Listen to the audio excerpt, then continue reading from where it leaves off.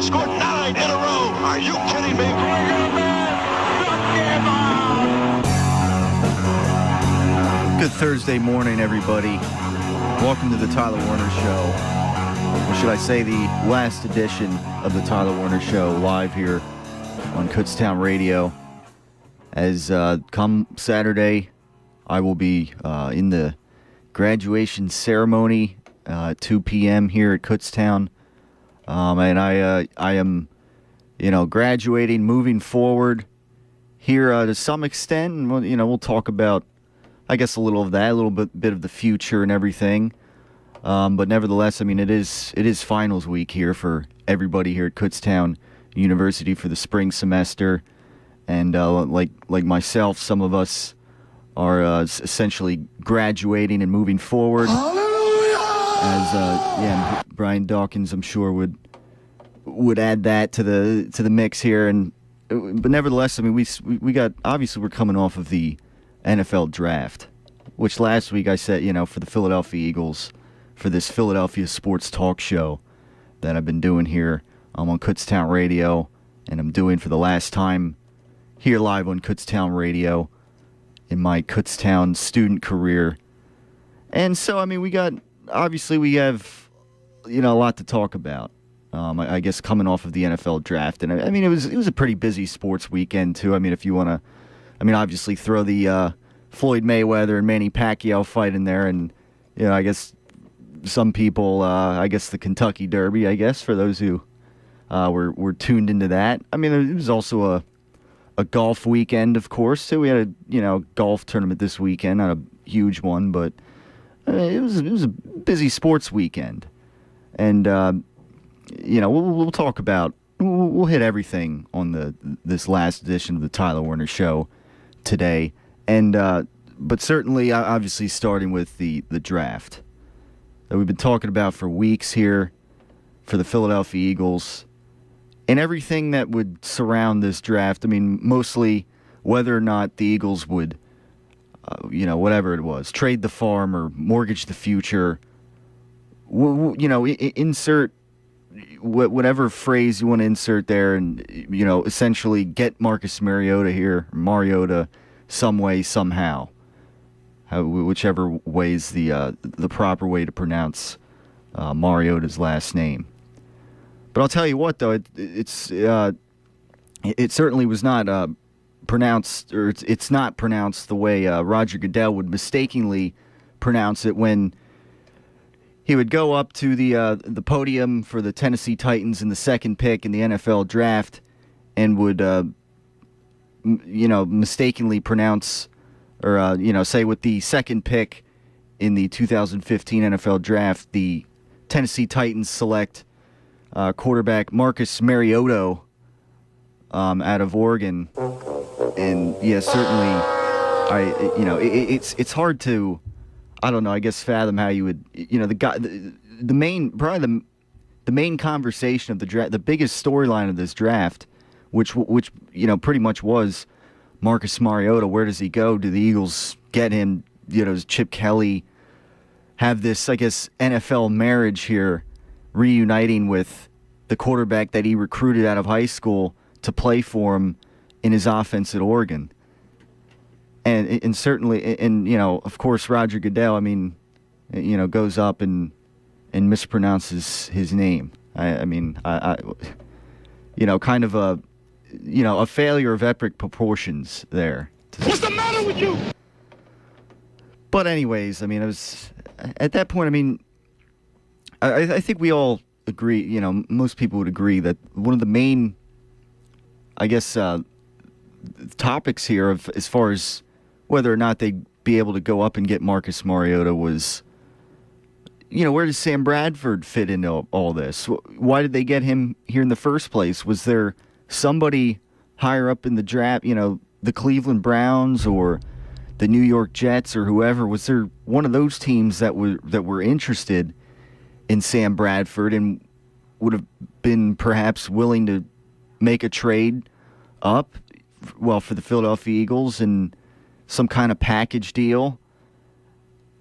Were there, some other players that the Eagles were willing to get rid of? We'll hear from we'll hear from Chip Kelly today and some of the thoughts that he had with the draft. And, he was on NFL Network, after the draft and after making the moves they did. And I don't know. I mean, as Chip Kelly kind of said in the press conference as far as moving up to get Marcus Mariota, well, for one thing, he kind of denied that they were negotiating anything that involved them giving up any of their current players, which, I mean, I don't know. It's a little hard to believe. I mean,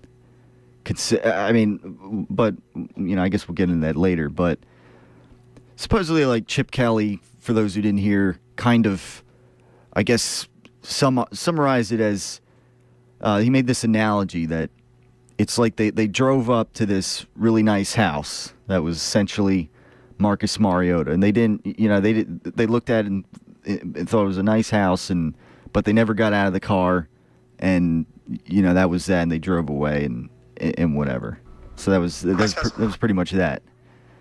I don't know. I mean, that's essentially the way they looked at it. So in all the things that the trade rumors throughout the off season and everything, that was obviously a big topic of discussion for, I guess you could say, a few months here on the Tyler Werner Show and just in the Philadelphia sports talk scene in general.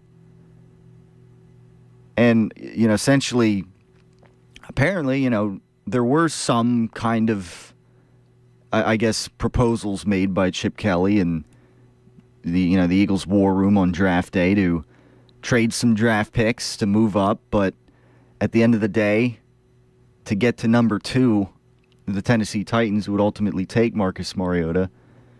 It wasn't enough, and Chip Kelly was not willing to give up more than, I guess essentially was not willing to give up, I guess, what it may have taken to move up and convince the Tennessee Titans to give up their second-round pick. And that brings up a whole, another conversation. That apparently the Titans, they may have been willing to, say, trade back to, like, say, pick 15 or 16 at the most, I guess, going back in the draft. And that could have been where the Eagles could have ended up in the draft this year had they not won that last game of the season that didn't mean anything against the New York Giants. So that brings, that opens up a whole other can of worms, I guess, whether or not people, lament that last game of the season that the Eagles played to win and didn't really need to win, essentially, at least as far as playoffs were concerned and whatever.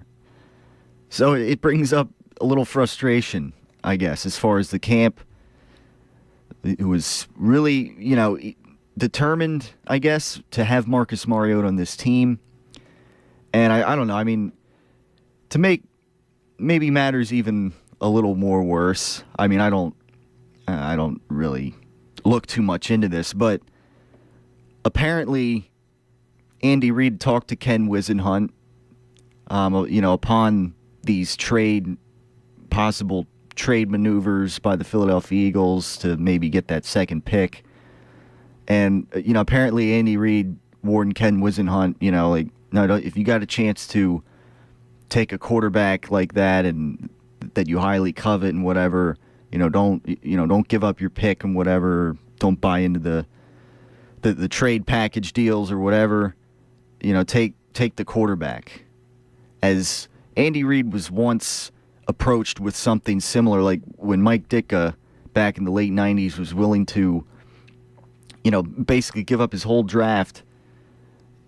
Maybe take Donovan McNabb instead from the, and the Eagles not get Donovan McNabb then, but ultimately Andy Reid would, hold his ground and certainly Donovan McNabb would become a Philadelphia Eagle. And yeah, I mean, that was, that was for a long time, I mean, it was a franchise quarterback situation for the Philadelphia Eagles.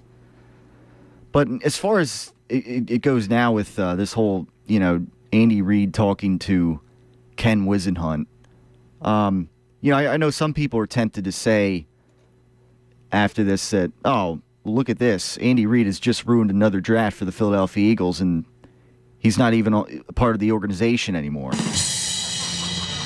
But that's, I mean, just think about it. I mean, do you think when Andy Reid, I guess, had this conversation with Ken Whisenhunt, do you think Ken Whisenhunt, I don't know, sat there and thought, like, oh, that's a real nice pearl of wisdom there, Andy. I didn't think about that. You're right. Maybe we should, Just sharp guy. I don't.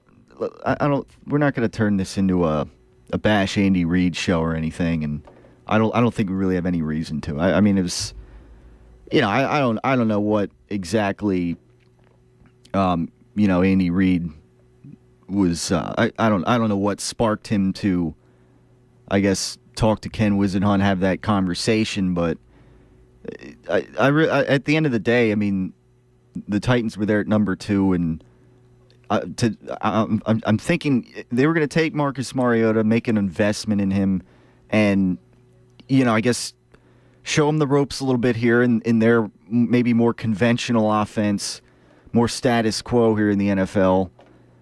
They're because they'll have to be a little patient with him. They're not. I mean, they're coming off of a 2-14 season. They got some building to do. They got some work to do. So the fact that they took him and everything, I'm pretty sure it's not one of these things where Andy Reid, spoiled this whole draft for the Eagles and Chip Kelly and whatever else. I don't think it's a case of that. I mean, again, he talked to Ken Whisenhunt and whatever, but at the end of the day, I don't think that really had any bearing on the Titans taking Marcus Mariota at number 2. I'm pretty sure they were pretty dead set on taking him. I mean, there were a lot of mock drafts that had him being taken at number 2 by the Tennessee Titans anyways, so at the end of the day, I'm not going to be, I'm not going to sit here and I hope nobody else really sits, or any other Philadelphia Eagle fans look too much into that whole Andy Reid talking to Ken Whisenhunt thing, maybe talking the Titans, Ken Whisenhunt, out of possibly trading trading their second pick for whatever package deal the Eagles may have had in mind, and specifically, Chip Kelly. You got nothing to talk about on sports radio. Let's talk about trades. Yeah, and he would kind of echo that, but he would kind of reprise that quote actually in the one press conference, which we'll listen to today, because I guess if there's any silver lining here, I mean, as far as the Eagles not getting Marcus Mariota, I mean, other than that, the Eagles had a pretty decent draft, I guess you can say. I mean, I don't look too much into these draft grades or whatever. I think it's kind of silly, I think, to sit here and grade a draft right after this when none of these guys have suited up yet, and there can be some question marks here with the draft. I mean, you never know who's going to come out of nowhere, who was selected in a later round, and just light it up on the field down the road. A la Richard Sherman and Mediocre. whoever else you want to throw in the mix. But I think any draft, at the very least. I mean, Sam Bradford. We'll see how this plays out here with Chip Kelly. Whether he can stay healthy, whether he will be able to run the offense better than Nick Foles did here during his time. So as far as the Eagles get Nelson Aguilar, obviously their first pick at number 20, filling the wide receiver position. We'll listen to some of what he had to say in the in his press conference, his first press conference as a Philadelphia Eagle, later on in the show as well. Because he had, as Andy Reid would say, I mean, just sharp guy. He sounds like a sharp guy. I mean, he wasn't, one of the very highly coveted wide receivers in this draft, obviously, but nevertheless, I mean, I don't know. Some people are calling him to some extent a Jeremy Maclin clone and everything. I mean, I don't know. At the end of the day, he's a rookie receiver. We'll see how he pans out, but I think, probably better than Riley Cooper. So, at the very least, I mean, he can probably start this season, and they got a pretty young receiving core. We got to see what Josh Huff is going to be made of this season. It's a big, obviously it's going to be a very telling season for him. And in the second round, the Eagles, they kind of make a move up to get defensive back Eric Rowe, who they were valuing, they were targeting him, and it sounds like they made a decent selection there. We'll wait and see. I mean, as far as but it sounds like at least he can be better than what they had in Bradley Fletcher at the other corner position. Obviously, they have Byron Maxwell filling one side, and then you got Walter Thurman, Eric Rowe in there in the mix, and we'll see how that pans out. And then you got the rest of the draft, of course. But we'll talk about it as we proceed through this last edition of the Tyler Werner Show here today, at least on Kutztown Radio. Because I've hinted this before. I plan to do some podcasting. But, first in the coming weeks or so, I got to get a new laptop so I can kind of get set up to do something like that. Because I want to keep things going on here. As somebody's knocking on the door. No, it's okay. We actually have somebody in the studio right now. Can we do this? Well, yeah. What are you working on today? The vents. The vents. Yeah. Oh, okay. Yeah. I mean, if you. Busy with this? I'm actually in the middle of a show right now, but. But that's okay if you are. We'll just have to do. If you're quiet, yeah. I mean, sure. We'll have. If you want to work on the vents while. Yeah, that's fine. Is it which vent is it? Is it the one by the door? Okay, yeah, that's fine. You won't be in the way of the. No, that's fine. You won't be in the way of today's edition of the Tyler Werner Show as we talk Philadelphia sports. We got some ventilation work going on in the studio today, but that's all right. So I'm sure it's pretty important stuff here. 610-683-4058. That's always the number to get in to the Tyler Werner Show. And, specifically this last edition of the Tyler Werner Show today here on Kutztown Radio is graduation looms in just a few days. Coming up on the other side, we'll get into more of this draft talk. And like I mentioned earlier, the future a little bit. I guess as far as I'm concerned and Philadelphia sports are concerned, specifically the Philadelphia Eagles, is at the end of the day, that's pretty much that rules the day in the Philadelphia sports scene.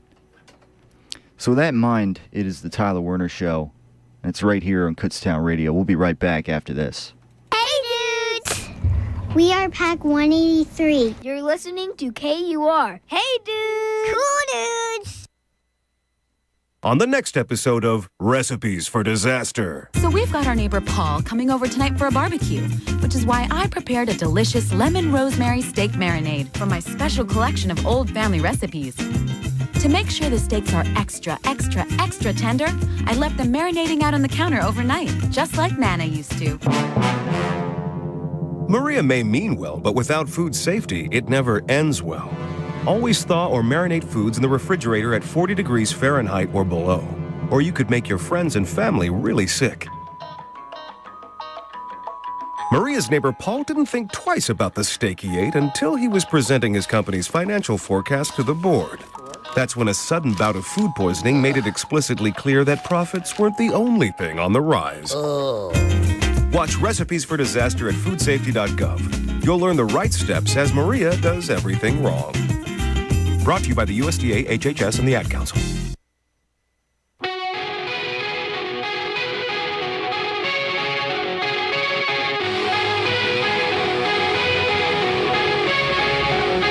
$11:21 right here in the last edition of the Tyler Werner Show here on Kutztown Radio. And yeah, I don't know, for those who just missed it, we had a live conversation with some people here to work on the ventilation here in the Kutztown Radio studio here, however you want to call it.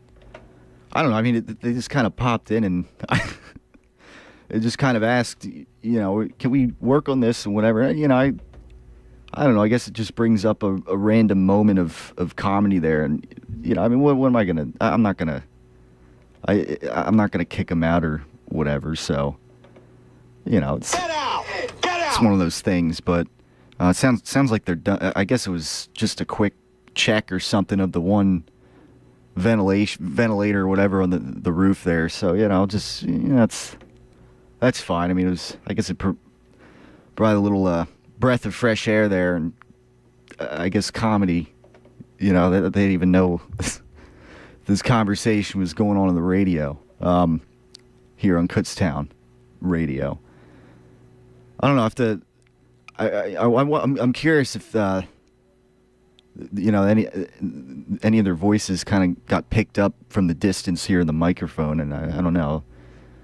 I don't know. I have to go back and check the podcast later, and you can when it gets posted here in the Tyler Werner Show Facebook page at go on Facebook or facebook.com/Tyler Werner Show.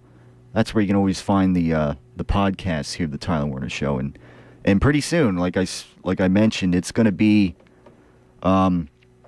me.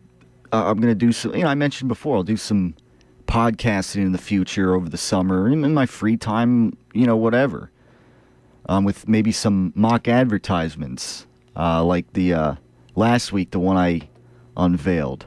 Of course, Brady and Belichick's slow-cooked Italian meatballs. I've handled dozens of balls over the past week. As far as the future goes, before we get back to the sports talk and everything, I actually have I don't know. It's like a little dilemma. I mean, first of all, I was supposed to be doing an internship this summer, and I to say the least, I feel like communication from a lot of these internship sites has been just downright pathetic. I think, to say the least. I mean, not everyone, but on the bright side, I'm supposed to, I guess, have this interview / meeting with the internship coordinator, associate producer, for the Preston and Steve show on 93.3 WMMR. Oh my God! And I don't know. I guess there was a bit of a misunderstanding, maybe for me, because last week I was, in fact, I'll pull up the email, I guess, like the email exchange, and I like to throw it out to the people, because I guess here's what happened. Finally, I guess my professor got in contact with the station last week, the MMR, and finally I got an email last week about setting up an interview, the internship program, from the internship, coordinator here / associate producer for the Preston and Steve show. The guys, it's not a sports talk show, but it's a talk show, and the guys, I already got it in my head as far as an interview situation goes, as far as what I bring to the table, and just listening to them occasionally over the years and everything. I mean, they don't, maybe they're more of a comedy. They're not really in the sports context, I guess, unlike me. But a lot of the gags and kind of things that they do there, just out of talking music and whatever. I do a lot of the same things, or have been doing a lot of the same things here at Kutztown Radio, and that's because Kutztown Radio has been a great training ground, certainly for me, and was essentially the main incentive for me to come here was, Kutztown has a radio station. For me, it's one of the great things about this university. Amongst, there's plenty of other things that are great about the university for other people, and, them having a radio station here, a chance for me to do this Philadelphia sports talk show with, some, I guess, hints of random comedy and bits, and I guess if you can ever take somebody wanting to work on a ventilator in the middle of a show, and I guess turn it into a lighthearted kind of comedic situation, why not?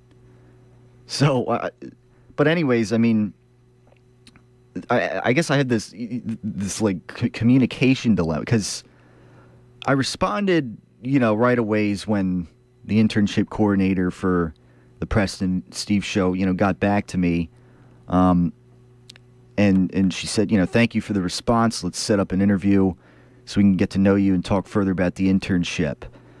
And then it said, please select 2 or 3 possible dates from those listed below that you are available. The meeting will start at 10 a.m.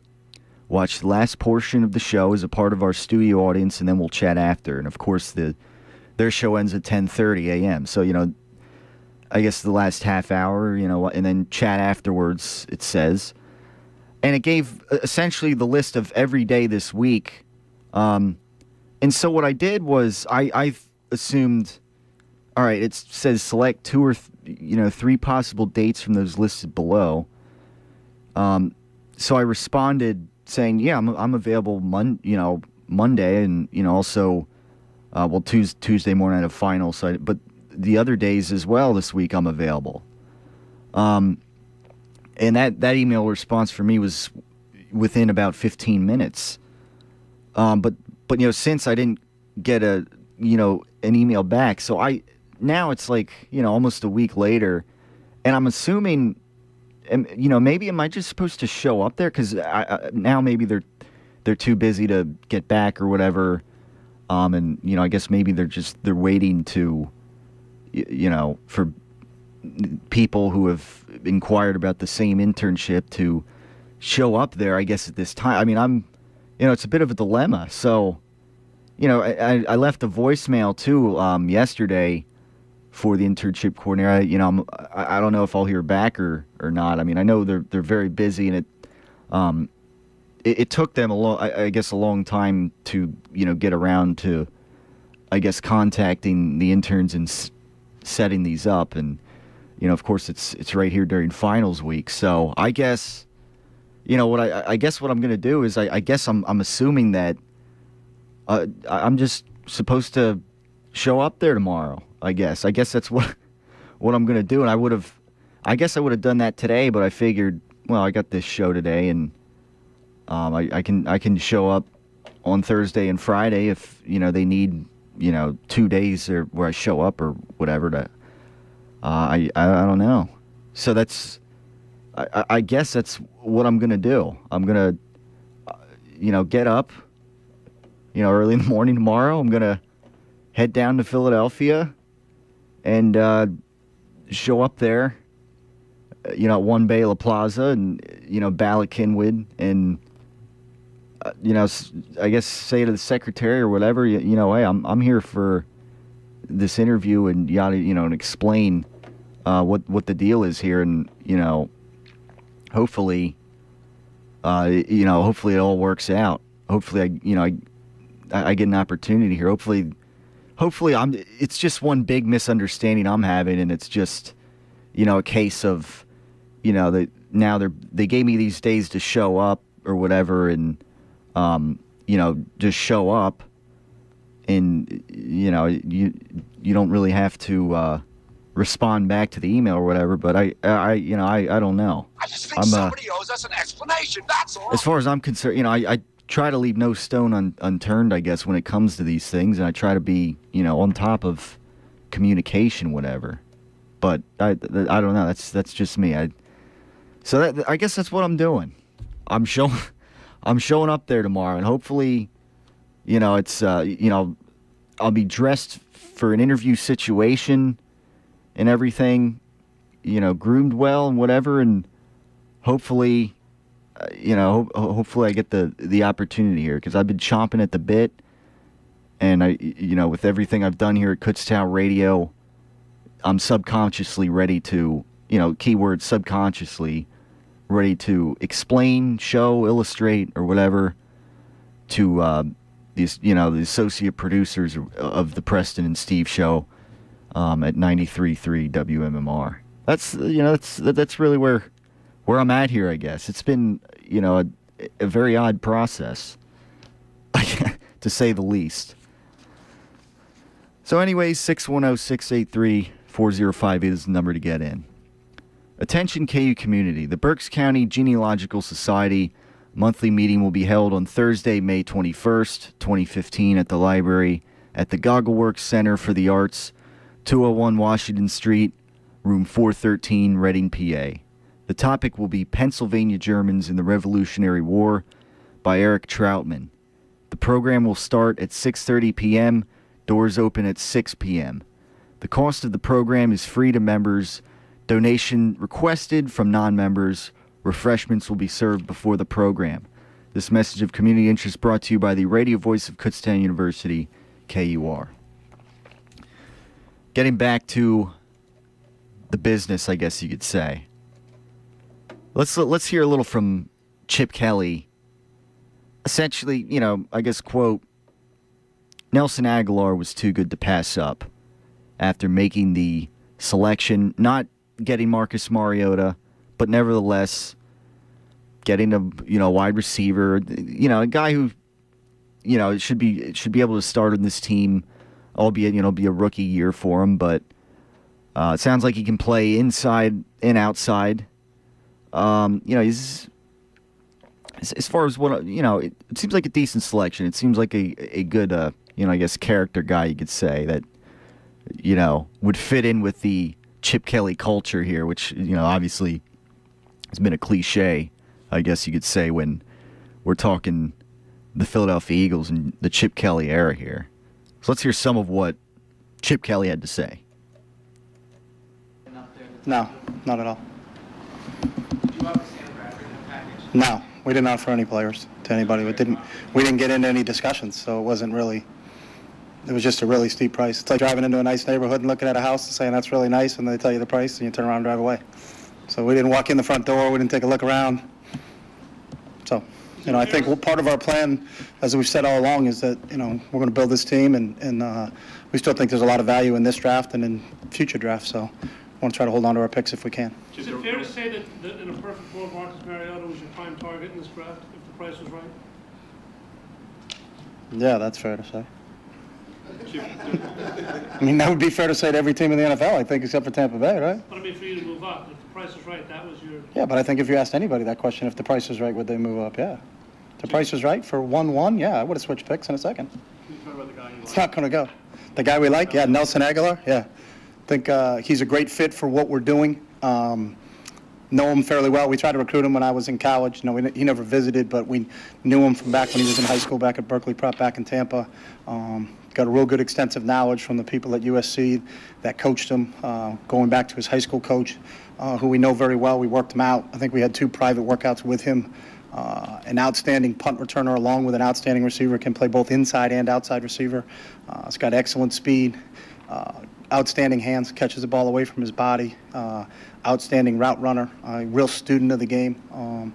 We were really excited, and he was, kind of what our model is. He was the best player that was available for us that fit our system, and so we were excited that he was there. We're kind of afraid, kind of weathering the storm there a little bit, especially from 15 to 20. Was he going to be available? And when he was, we were excited about it. So. Chip, did you at any point think that you might have to trade up a few spots?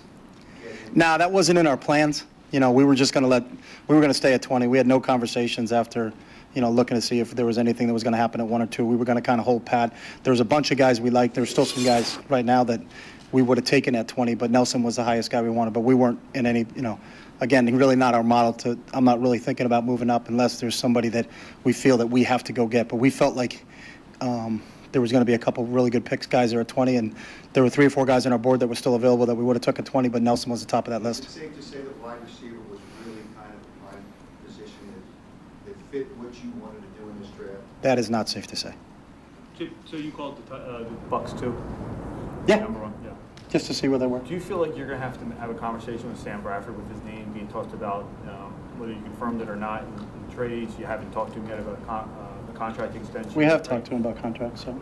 Okay. Do I feel like I have to have a conversation with him? No. Okay. I talked to him tonight about taking a wide receiver, so he seemed pretty fired up about that. So. Are you guys near a contract extension? We never discussed contracts, so.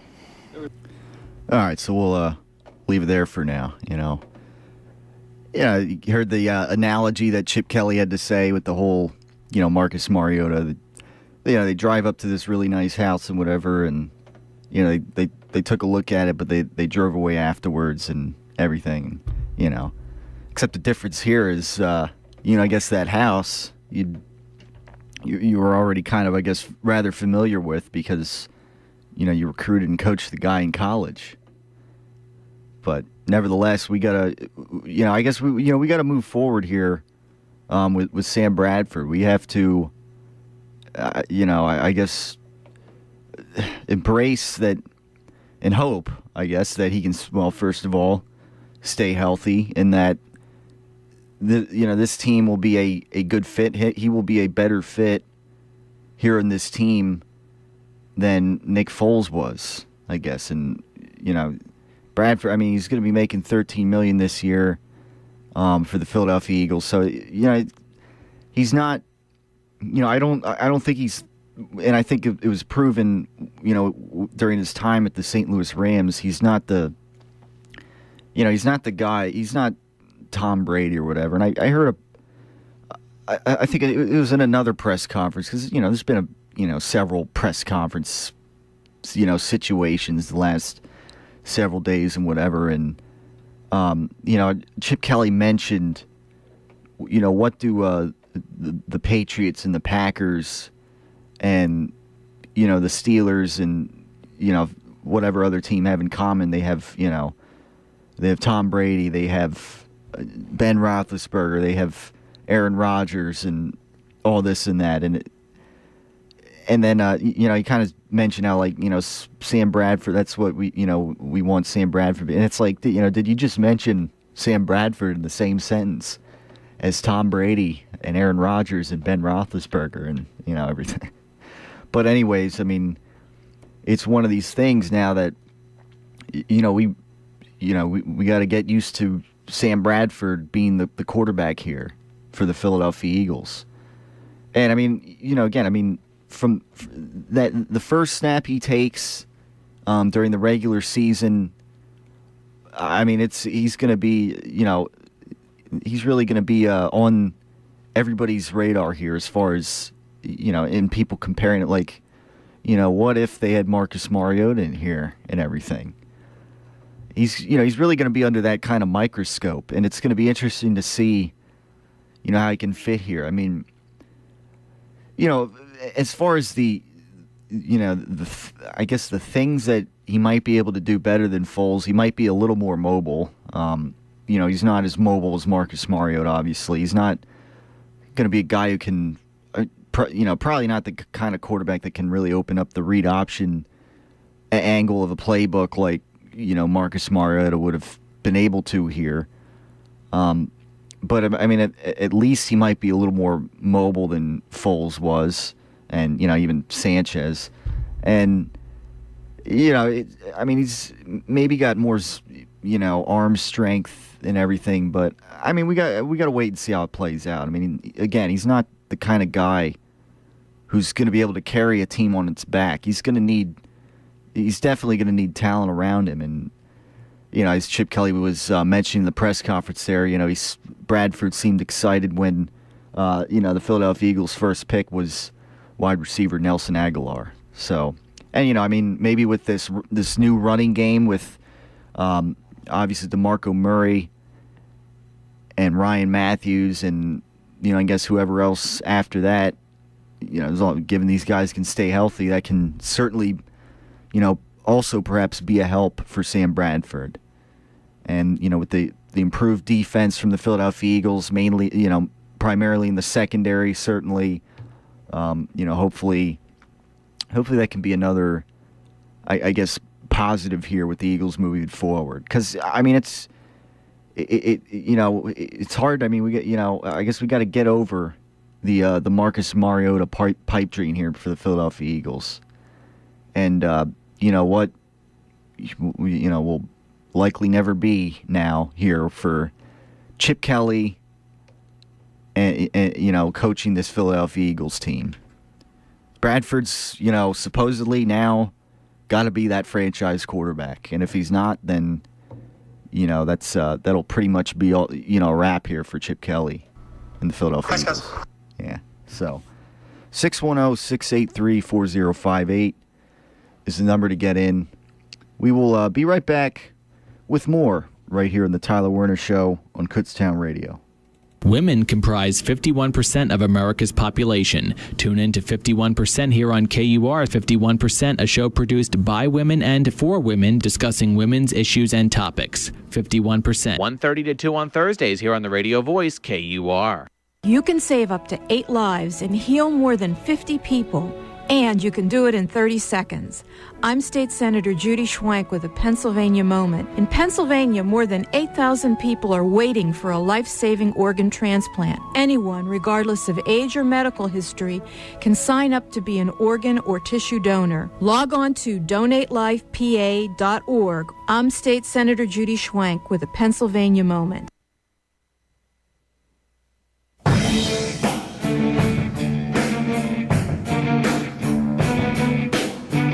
11:43 right here in the Tyler Werner Show on Kutztown Radio. Breaking down the Eagles draft and looking forward here over the Philadelphia Eagles season. We're also talking about, I guess my journey tomorrow, if that's what you want to call it. Because again, I mean, this whole interview thing with, / meeting with the associate producer / internship coordinator down at MMR. I guess, again, it's one of these things. Maybe they're too busy now to be respond to emails and whatever, and they're kind of just in this mode where, you show up and I don't know. I'm guessing. They have my name and everything, and I'd show up there at the station tomorrow morning, well ahead of the time that I was given, of course. All dressed and groomed, hair tied back and everything else, and I'm assuming that show up maybe. This is my ID, this is, who I am and everything, and I'm on the internship list or whatever, and I'm here to discuss and to, whatever else I'm supposed to be there to do. And I was, these were the emails I was given and everything. This is what I was told, and I don't know. It's a bit of I don't know. It's a bit of a misunderstanding maybe on my part, or I don't know. I just think somebody owes us an explanation, that's all. I mean, is that what who knows? Maybe I'll get there and, maybe it'll just be, it'll be like one of those situations in, National Lampoon's Vacation, and, park's closed, or I don't know. Maybe it's, who knows? I might show up there and maybe I won't, I won't be authorized to be there. Maybe they'll say, no, this and that. But then I'll have the explanation of, well, I was given these I was told this, and, I asked, is this what I'm supposed to do? Or, or is there like a special day, or is it going to be one of these days in particular? Or what? Or am I supposed to just show up and, so that's that. And I don't know. Maybe, who knows? I guess I'll have to, I guess if I do happen to get, something does come out of this, obviously a hopeful spot to be an intern for the Preston and Steve show, this summer and fall. Actually, it's a 2-semester program they're running down there. Then then I'll be sure to announce that, and that'll I don't know, maybe I'll walk out tomorrow, or maybe maybe Friday if it's a thing where I'm supposed to be there a couple days, and maybe the ultimate goal, I guess, will come out of that. Who knows? And I can be one of the interns working with the station, or I don't know. Maybe not. Maybe it's confusion. I don't know. And if there's anyone out there that would like to, I guess, share their thoughts on this, and call in at 610-683-4058 and what I'm supposed to do here, I guess. I think, I'm a determined guy here, so I'm hoping that I'm just kind of supposed to just show up here one of these days, and they'll say, okay, so you're Tyler Werner, all right, yeah, you're on our list and everything, and all right, it's good, nice to meet you and everything. Let's talk about the internship and whatever. So that's that.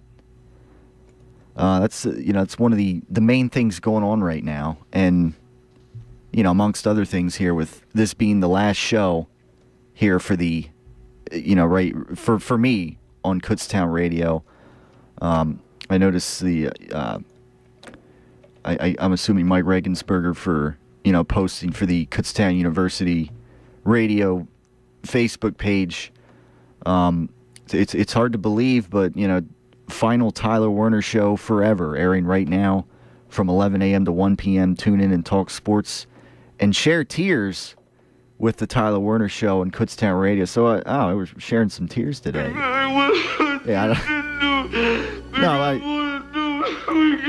Like I said, though, at least on the Facebook page and podcasting and everything, YouTube, I will be continuing sports talk, in some capacity. It just, won't be here at Kutztown University, since I won't be taking classes up here, essentially, at the campus.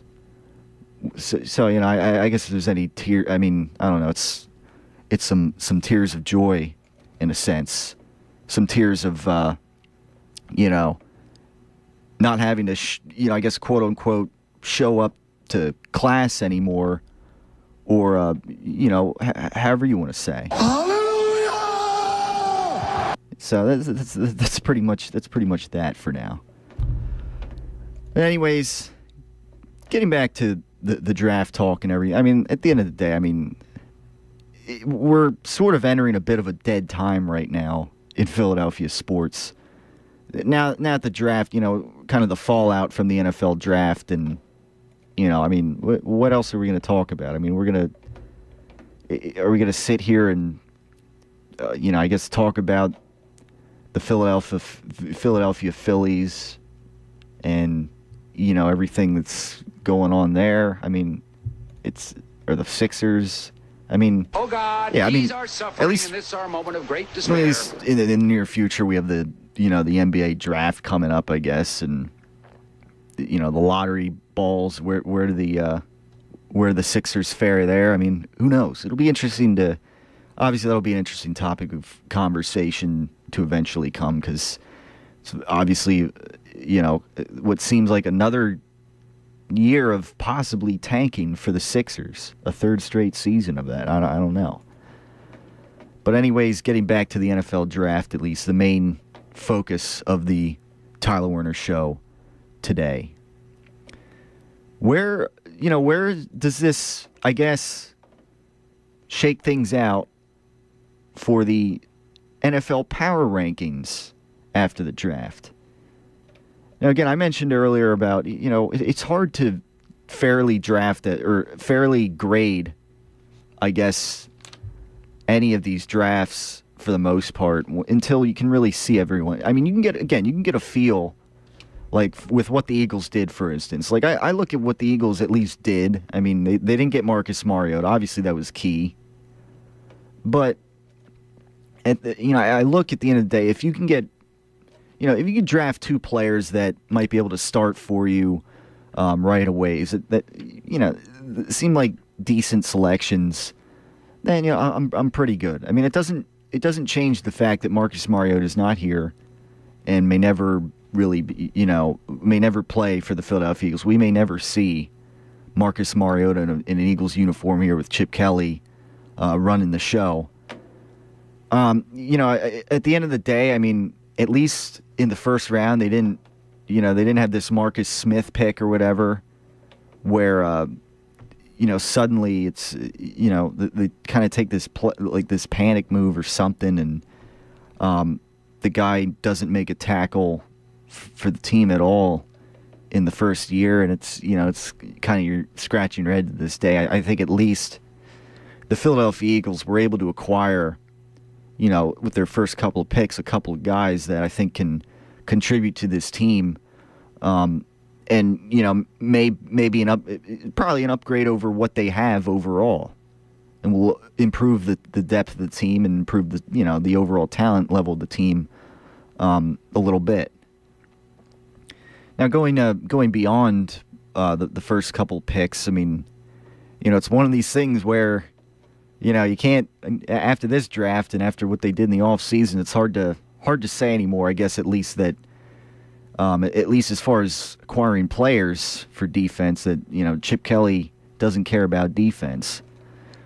Because lo and behold, after taking Nelson Aguilar in the first round, the Eagles would not take another offensive player the rest of the draft, ironically. But anyways, they got another linebacker, Jordan Hicks, which, I mean, is starting to only, I guess, fuel the whole rumors of Michael Kendricks perhaps, falling out here with this team and not being a Chip Kelly guy here. Only fuels those possible rumors and speculation even further now. Because, again, I mean, they got, they got Kiko Alonso out of that one trade. And, I mean, they're bringing back D'Amico Ryans and everything on a pay cut. And it's just, it's becoming one of these things now, too. Like, as far as depth, I mean, how many other linebackers are you gonna, do you have room for in this team? So I don't know, but in between with what has transpired in recent weeks with Michael Kendricks not coming to those voluntary workouts, intentionally scheduling a Costa Rica vacation during that time. I mean, I don't know, kind of only fuels those. That possibility that Michael Kendricks may be an odd man out here, which I'm a little disappointed about, but nevertheless, the Eagles defense, it seems like it's a few positions improved heading into this next season, and especially in the secondary. But certainly they could still use a safety, an upgrade. Yeah, I mean an upgrade in safety.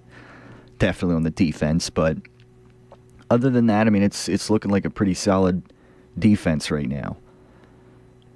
Now, in the 6th round, the Eagles had they had 191 overall and 196 overall, and they took two cornerbacks who, play within the same state. Ja'Cory Shepard, cornerback out of Kansas, and then Randall Evans, 5 picks later out of Kansas State. And I don't know, it's like one of these things where it's like, I don't know, you're bringing two corners in, and are they going to compete against each other now? And, I don't know, maybe it's a bit of a college mentality, like, why don't you maybe, pick one over the other, one that you think is better over the other, rather than, use 2 picks on the same position there. And, I don't know, but that, nevertheless, that's what was those selections. And then Brian Milalik, that's how you pronounce it, defensive end out of Boston College, who is actually, the guy's like 6'9", nearly 300 pounds. But, so, I mean, talk about size there. But, I got to scratch my head and wonder if, he's all the way down at, slid to the 7th round. He was available at pick 237 for the Eagles. I got to think that, he doesn't have the speed maybe to get to the quarterback or whatever. So I don't know. I mean, it's one of those, big people beat up little people picks there maybe, but I don't know. I mean, at the end of the day, I mean, I think Aguilar and Eric Rowe, I think you got some solid selections there. Out of this draft, and I think it's a fairly successful draft at the end of the day. So that's, again, ultimately, we didn't get Marcus Mariota, but I guess, we got to get over that. And we got to hope that this Chip Kelly offense can hum with Sam Bradford for now. Now, before we hit halftime on the Tyler Werner Show, as always, for the last time here, at least on Kutztown Radio, it's the Tyler Werner Show call-out of the week. It's time for Tyler Werner's call-out of the week. I just think somebody owes us an explanation, that's all. What's the matter with you? Loser! You're a loser! Are you kidding me? Well, I have a microphone, and you don't.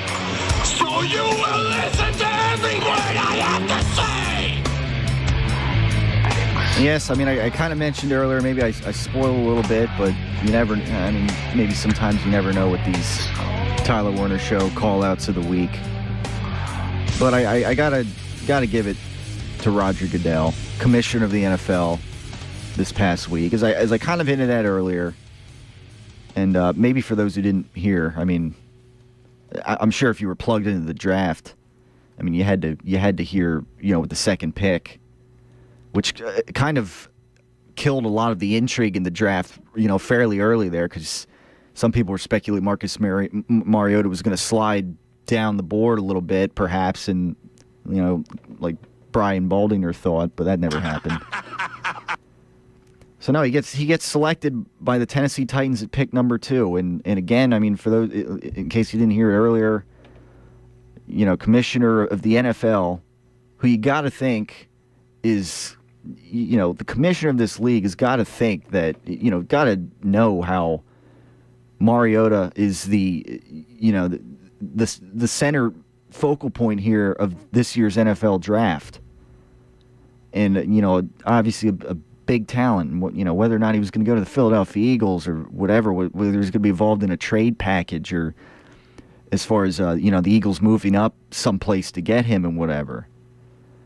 He's got, you got to know that. And then Commissioner Roger Goodell comes up to the podium and says with the second pick in the 2015 NFL Draft, the Tennessee Titans select quarterback Marcus Mariota out of, Oregon.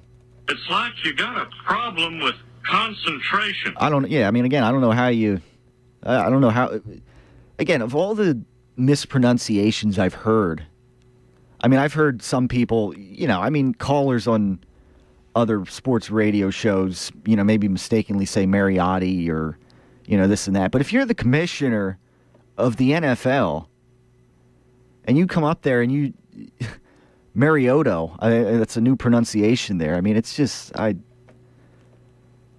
me, the guy, I don't know. This is at least my analogy, but he's kind of like, to me, the George W. Bush of the NFL as far as commissioners go, as far as what I've seen in my, in my time here, my young time. Was 5, 4, 3, 2, 1. Yeah.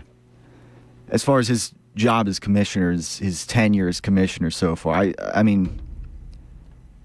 don't need to get into that conversation today, I guess, but as far as all the possible issues and red flags we could throw with his tenure here, but this was one of them. Marcus Mariota, quarterback out of Oregon University. So that's This is the end of this subject for me for a long time. We'll get back. We'll get back. The talk on the other side here on halftime on the Tyler Werner Show as we move forward.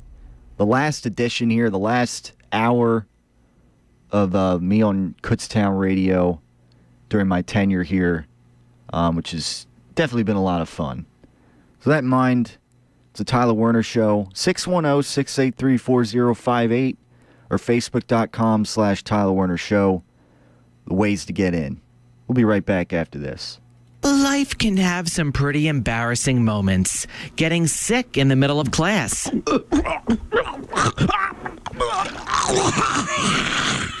Accidentally walking in on your parents celebrating a romantic evening.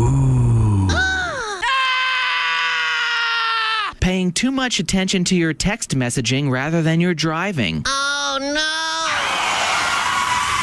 Getting caught not listening to KUR. Huh? Now that's the most serious. 1670 AM. On your television at select times of the day at Service Electric Cable Channel 24, Hometown Utilicom Cable Channel 28, online at kur.kutztown.edu, and on your regular telephone by calling 610-465-7860. This is KUR Kutztown. Don't get caught without it. In addition to all the other methods mentioned, if you're in the Lehigh Valley, you can listen to KUR and Service Electric 266. KUR can also be heard in select campus buildings like the MSU, Rickenbach, Stratton, Rec Center, and Keystone at 88.3 FM. Attention KU community, get your rear in gear. Saturday, June 13th at Grange Park in Allentown. It's an effort to raise funds for colon cancer awareness. For more information, go to www.coloncancercoalition.org/Tour de Tush. This message of community interest brought to you by the radio voice of Kutztown University, KUR. Nominated for Best College Radio Station at an institution with under 10,000 enrollment and winner of Best Use of Social Media, your news leader in northeastern Berks County, KUR Kutztown. News, time for news. The KUR News Time is the top of the hour. I'm Mike Regensberger. Kutztown University has received a 5-year, $614,375 grant from the National Science Foundation to encourage incoming freshmen to join the computer science major. Each year, the grant team will select a minimum of 6 students meeting certain criteria established for the grant. The students chosen will receive $7,800 a year, plus an $800 stipend and book allowance. Students interested in receiving this award will be required to complete an online application and essay. Other determining factors will include their grade point average, test scores, and financial need. Randy Kaplan, Lisa Fry, and Linda Day, professors of computer science here at KU, have been working on attaining this grant for the past 3 years. In March, they were notified that the NSF had interest in funding their proposal. They named the program in which the grant will be used the Computer Science Academic Retention and Enrichment, or KARE program. The KARE program will recruit highly capable, academically talented students who have financial need and will provide academic support and resources to retain and graduate those students. Extracurricular activities will encourage skill development that will prepare students for their profession and will create a culture that is more welcoming to a diverse community of students. The purpose of the NSF program is to encourage students in underrepresented groups to attend college and major in a science, technology, engineering, and mathematics, or STEM discipline. Diversity in the computer science field is almost non-existent. The NSF is thus enabling undergraduate educators to attract talented students who may not have the necessary financial resources. For more information, contact the KARE program at CSIT.STEMgrant@kutztown.edu. That's CSIT.STEMgrant@kutztown.edu. Checking KUR Sports, the KU Athletic Department will host 6 golf outings this summer, all of which benefit KU student athletes. Details on all 6 outings can be found at KUBears.com, as well as registration and sponsorship information. Once again, that's KUBears.com. Monsoon Mike sees very warm weather for Mother's Day weekend. From the KUR Notebook, being hungry is a distraction that many KU students experience. There are a variety of reasons for this problem. The KU community has come together and is donating food for students in need of finals week. If you are in need, know KU students in need, here's the information you need to know. Students in need should come to the Office of Student Involvement anytime this week from 8 a.m. to 4:30 p.m. The office is located in 153 McFarland Student Union across from the bookstore. Quote, "We believe we have an adequate amount of food to distribute. Please do not hesitate to come," end quote. Upon arrival, let the person at the front know you are here to meet Leah. You will be invited to take what you need. We know students will consider the needs of others and will need what they take and leave the rest for others in need. We hope this will serve any immediate needs as students study for exams. If you have any food to donate or extra flex dollars, please place it in the Don't Throw It Out collection boxes donations and may be dropped off Monday, May 4th through Friday, May 8th from 9 a.m. to 5 p.m. at the collection centers in the Women's Center Oasis, Old Main 3. Donation boxes are also available in the residence halls, KU Health and Wellness Center, and the Community Outreach Center in the McFarland Student Union. For late-breaking news, weather, sports, and traffic, sometimes before we can even get it live on the air, make sure you like our award-winning Kutztown University Radio Facebook page or on Twitter at KU Radio. From KUR News, I'm Mike Regensberger. Any views or opinions expressed on KUR are not necessarily those of Kutztown University, Kutztown University Student Government, Kutztown University Student Services Incorporated, KUR staff and management, or other affiliated organizations.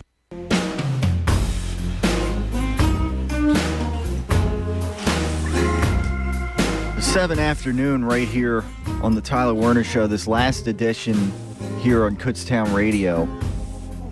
And actually, during halftime, I was doing a little digging here, and actually, we have a pretty big breaking story right here that we're able to share with you right here in Kutztown Radio as it pertains to Philadelphia sports. And yet again, former Eagles running back, an all-time rushing leader now for the Philadelphia Eagles, LaShawn McCoy. This is from ESPN. We got Mike Roddick on the phone, for, an ESPN Bills reporter. I haven't heard this yet, but I'm about to play it here. The headline here is LaShawn McCoy. At the bottom, the lower third of the video, LaShawn McCoy. Chip Kelly dumped the good black players. The former Eagle opens up about his departure from Philadelphia. Let's hear this right off the cuff here. I basically asked him to compare his current coach now with the Bills, Rex Ryan, to Chip when he was with the Eagles the last 2 seasons. And LaShawn said, quote, "There are no similarities. I think they're totally different." And then he went on, as you said, to say that the relationship was never great, and that McCoy felt like he always respected Chip as a coach. That was simply the way he ran his team. Like you said, he felt like he got rid of, quote, all the good black players. So that was really the gist of what McCoy had to say on Chip Kelly. And really, it doesn't seem like it will be a happy reunion when those two meet again in November. And what did LaShawn have to say about how other Eagles players feel about Coach Kelly? Well, I asked LaShawn basically if there were other players who shared that thought that LaShawn had about, black players and how Chip Kelly might have treated them or basically got rid of them, is the way McCoy put that.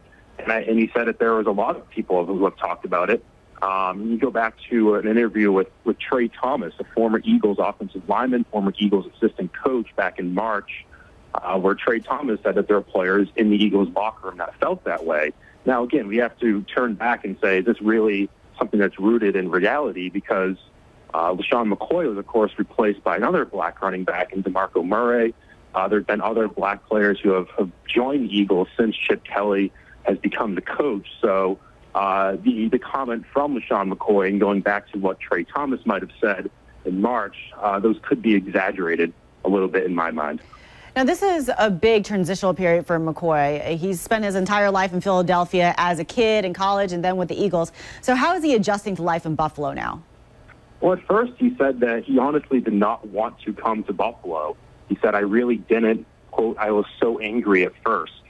He said, you take a guy who's made his whole name and career in Philadelphia and move him, and it just didn't work out well in McCoy's mind at first.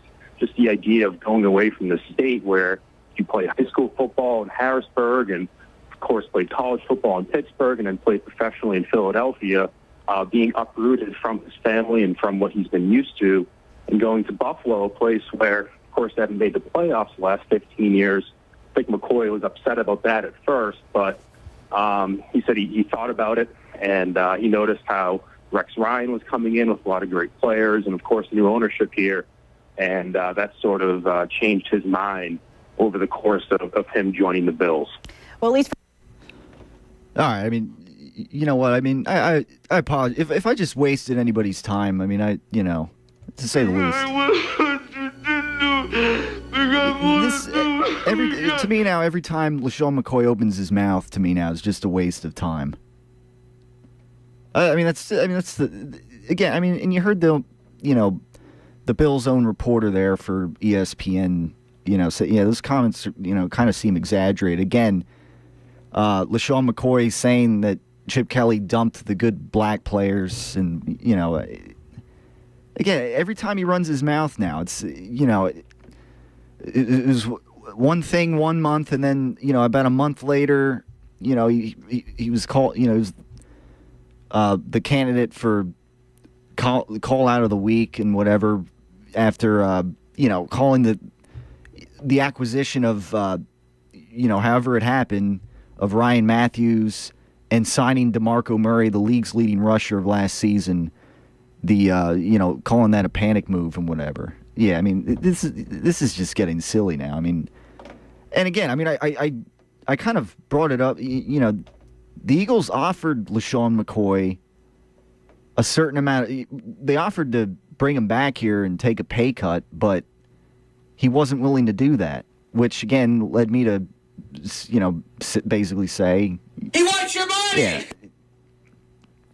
So Jeremy Maclin, I mean, it was kind of the same thing, and Chip Kelly, I believe, mentions it in the press conference. I'm not totally sure if he touched on it earlier, but I was listening to. In fact, we'll listen to more of this Chip Kelly press, actually from the NFL Network.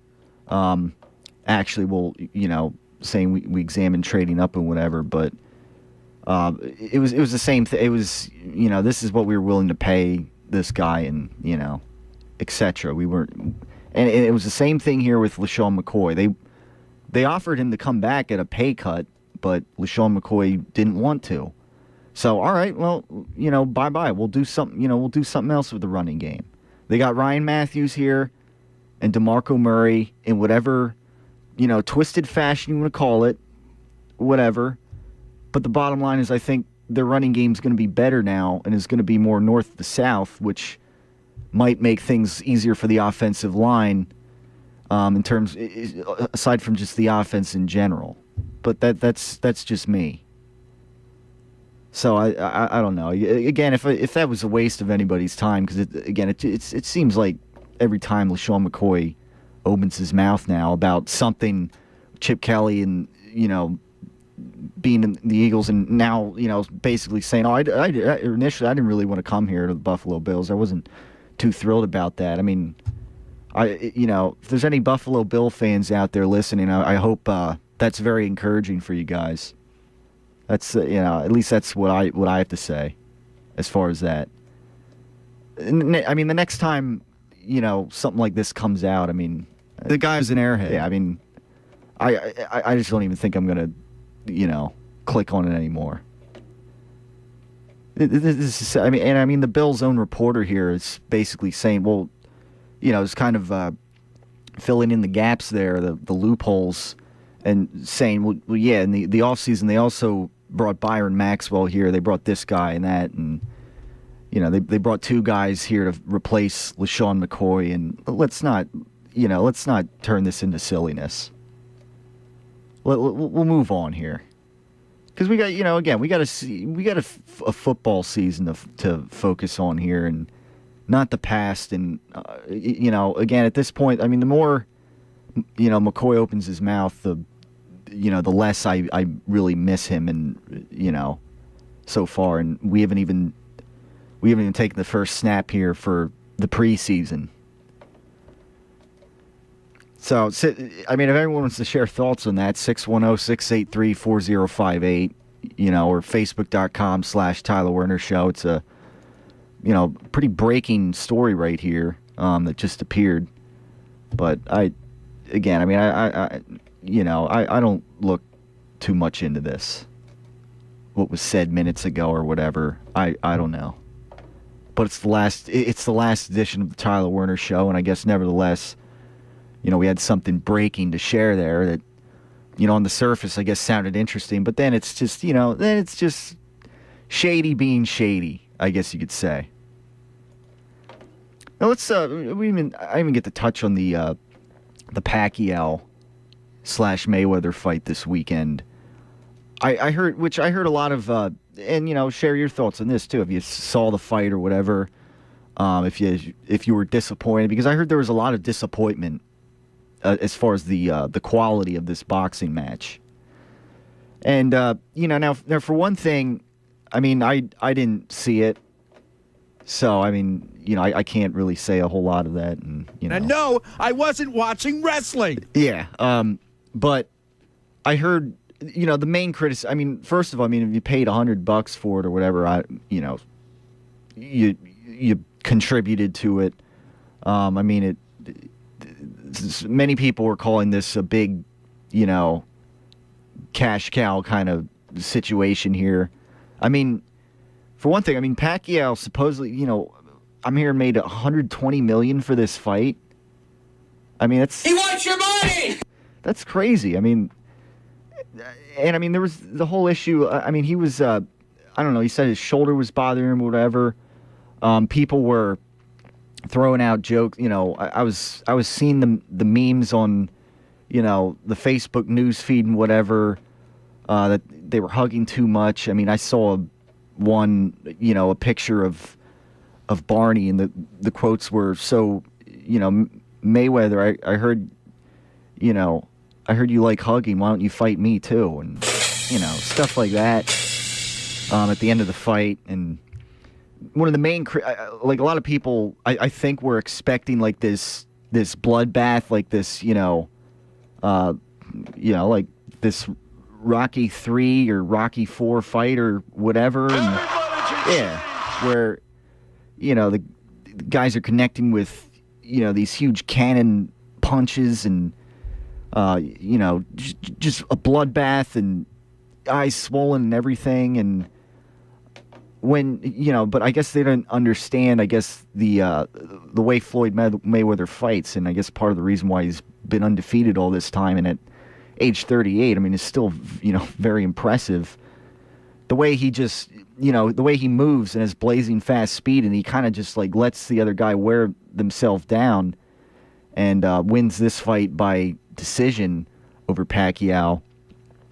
And it was one of these things, I guess he was daring Pacquiao to, hit him or whatever, but maybe like Pacquiao was, afraid if he tried to, I guess, get too overzealous in the fight or whatever, maybe, Pacquiao maybe feared he was going to get, hit with a jab out of nowhere or whatever. I mean, I don't know, but this is that's boxing. I mean, I don't know if I got to think that UFC and the stuff that goes on in that, inside the octagon these days, and mixed martial arts, the rise of MMA and UFC, I got to think has done something to, boxing, and has changed the way people, what people expect out of boxing. I mean, there's no, not only that, I mean, in boxing, there's like no heavyweights or whatever nowadays. There's no like,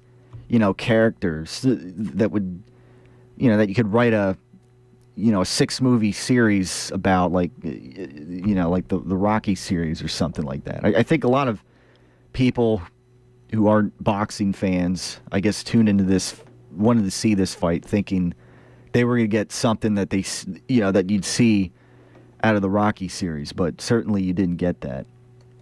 And I mean, it's kind of, the nature of boxing. It's kind of the way Floyd Mayweather fights, I guess, and that's that. And as far as boxing in general goes, I mean, there's no Mike Tysons, there's no Muhammad Ali's, or there's no like major character guys or whatever that are just compelling in the sport anymore. That's, and again, I mean, then you got MMA and UFC in the mix nowadays, and kind of a thing where any kind of fighting style kind of goes in there, and that's that. So, I mean, that's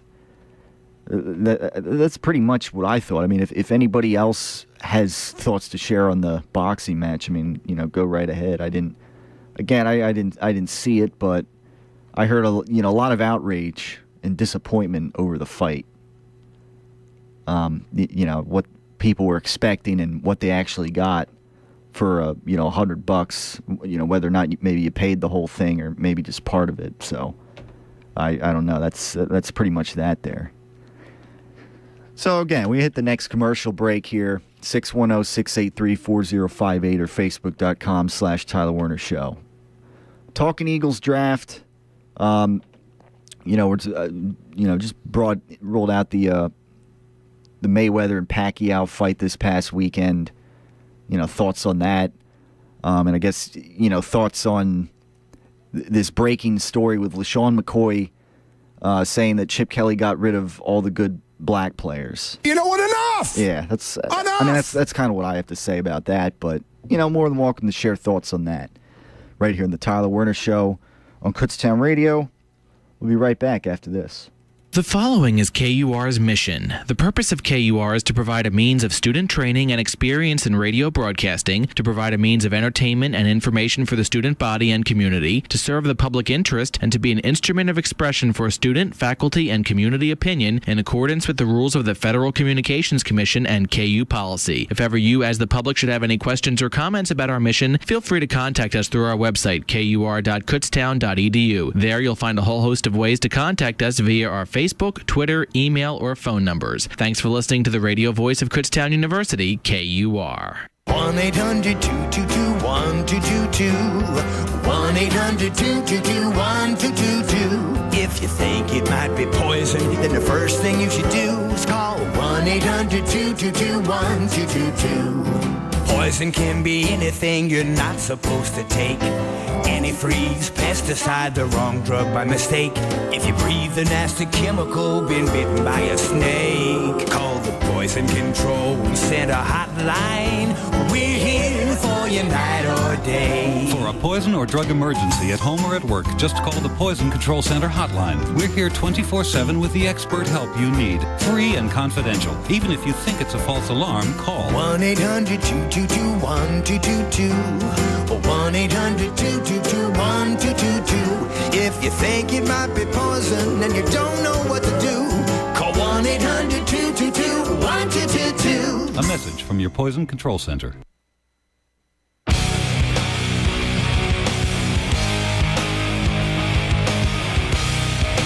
$12:23 right here in the Tyler Werner Show on this sort of a dreary Wednesday here during finals week. Last edition of the show here on Kutztown Radio. But, I gotta say, like, the past few days, I mean, and the way the rest of the week is looking, it feels like we kind of just blew through spring and kind of just skipped right to summer.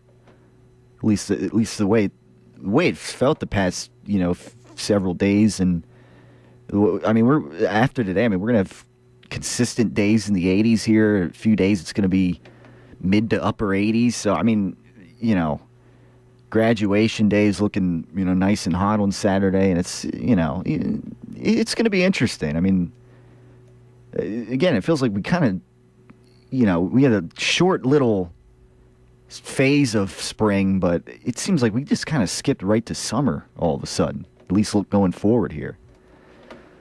But anyways, 610-683-4058. Obviously, talking about Eagles draft and everything, some of the news that just came out with LaShawn McCoy, I don't know, just, to me, just continuing to be, I don't know, sour grapes and everything, and just, it's hard to take any of what he says seriously anymore. And whenever he opens his mouth and about, certainly it's going to make, I guess it's, when the Eagles host the Buffalo Bills at home this coming season, it'll, I guess that'll certainly make for a very interesting situation there. But, I try not to, I don't normally get emotionally involved in games and stuff like that, like last season when Deshaun Jackson, because I would have liked Deshaun Jackson to still be on the team here, but and I'll go through the schedule a little bit here again, a little later in the Tyler Werner Show, this last edition. But just the continued, I don't know, stupidity, I want to say, that LaShawn McCoy is displaying here this offseason since, calling it him, being dumped or whatever, when he was offered a chance to play here at the Eagles, just at a pay cut. I can kind of see what you don't want to. One running back, if you don't have to pay him that much money and you can get other guys in here for the same price that you think are going to be more efficient, I definitely see the sense in that. But it's that Buffalo game on Sunday, December 13th. Now, it's going to be one of these things where, I say, all right, Vinny Curry, Fletcher Cox, Connor Barr, whatever, don't let LaShawn McCoy do anything in this game. It's going to be one of those games where, at least from my perspective, just because it's not because some personal thing or whatever. It's just one of these things where it's like an ex-Eagle who's just, continuing to open his mouth like this and be such an airhead and whatever. It's just getting kind of old now and annoying, and just one of the now it's just one of these things where it's like, all right, just bottle him up all game. Don't let him get anything, and etc. Shut him down, and I guess in short, shut him up, because he's saying I'm going to show them with the Bills and everything now, and just continues to run his mouth here. So on Chip Kelly, and now I guess we won't hear him run his mouth, but we'll hear Chip Kelly. I guess this was on the NFL Network, talking a little bit about examining the trade up, but Chip Kelly ultimately saying we weren't close. Let's hear it. So, Coach, it's Mike Mayock, and I probably would get fired at the network if I didn't ask you, how close did you really come, and how much examination did you do trying to move up from 20, looking at your former quarterback, Marcus Mariota? We examined it. How close? I would say we were not very close, in terms of the price that was being asked. I used the analogy the other day is that we drove into a very, very nice neighborhood and saw an unbelievable house, but when we found out the price of the house, we stayed in the car and never even got out of the car and drove in and took a look around. So, honestly, I would have done the same thing if I was Tennessee. I think he's an outstanding player, an even better person, and is going to be a heck of a player in the NFL, but I wouldn't have traded him if I had the number 2 pick. So you were number 3 in points scored last year, number 22 in points allowed. After Aguilar in the first round, which was obviously a tremendous player at a position of need, Eric Rowe, we had a conversation about him a couple of weeks ago, and you really like this young man, don't you? Mm-hmm. Tell us what he does. Yeah, we do. We do. And the most interesting point is his first name is also Nelson, so I think we set an NFL record for the first-round picks of both named Nelson, but outstanding skill set. He's a corner. He's had over 45 starts in his career at Utah, 36 of them at safety, 9 at corner. I think that position versatility really jumped off the charts, and then when you just look at him from a height, weight, speed aspect, it's everything you're looking for. Tall, long, can run, can change direction. His 3 cones outstanding. His 20-yard shuttle's outstanding. His vertical jump's outstanding. He's physical. He's a hitter. Everything we're looking for. And then you add the intelligence factor and the character factor into it. We were trying to trade up a lot earlier than we got him, thinking he was going to go a little bit sooner there in the second round, but real fortunate to move up a couple spots and get him. All right, so that's some of what Chip Kelly had to say to the NFL Network, and as usual, loaded with some of his bits and his driving up, looking at a house analogy and whatever with Marcus Mariota and this and that. Typical. I guess Chip Kelly kind of being Chip Kelly there, although this time in an NFL Network setting. So yeah. Thanks, guys. Yeah. So from the KUR notebook. Attention KU community, the University Writing Center is a free service for students offering advice and assistance with writing assignments from any course or subject. Tutors can assist you in improving your composing process, as well as with difficulties with development, organization, style, documentation, and mechanics. The UWC is located in Old Main, room 132. Its hours are Monday through Thursday, 9 to 5, Friday, 10 to 4, and Monday and Wednesday evenings, 6 to 9 p.m. Please call 610-683-4733, email wrcenter@kutztown.edu, or come into Old Main, room 132 to set up an appointment. Message of community interest brought to you by the radio voice of Kutztown University, KUR. All right, so we just heard a little more of Chip Kelly and, about the first couple of acquisitions in this year's draft. And it sounds to me like perhaps we can go to the phones and talk about some of this. Let's go to the phones. Hello. Hello. Yes. Is this you, Tyler? Yes, this is you, Dad. Yes, it is. Yes, this is my dad, everybody, calling in on my last show here on Kutztown Radio. Yes, and I just wanted to congratulate you. What's that? Oh, I must have done something wrong with this phone. You call back in. For the last show, and I screwed something up with this phone here. Call back in at 610-683-4058. I thought I'd be able to hang this phone because I had this punched up here on the call, and so that's my bad. I guess I didn't totally I totally didn't hang the phone up, I guess, correctly before punching the call up here. But again, that's normally what call screeners are for. Because the phone, it makes like weird noises, and it like comes through like it makes like this metallic noise or whatever. And then I thought I'm like supposed to hang it up or whatever, but call back in at 610-683-4058. We can have and I'll just have to put the phone, I guess, down so that it doesn't feed back or whatever into the the microphone and whatever else. So I guess we'll wait on that. I kind of feel bad now. I thought I had this whole procedure correctly, but unfortunately I hung up the phone at the wrong time, and I don't know. Before I pushed the one button and whatever else. But again, that's what call screeners are for. So we'll wait on that. 610-683-4058. Right here on the last edition of the Tyler Werner Show today on Kutztown Radio. These picks, as far as, Chip Kelly just kind of said what they saw in Eric Rowe, and, obviously Nelson Aguilar and the work ethic that, the guy seems like a good character guy, and I think we'll listen to some of Nelson Aguilar in just a minute.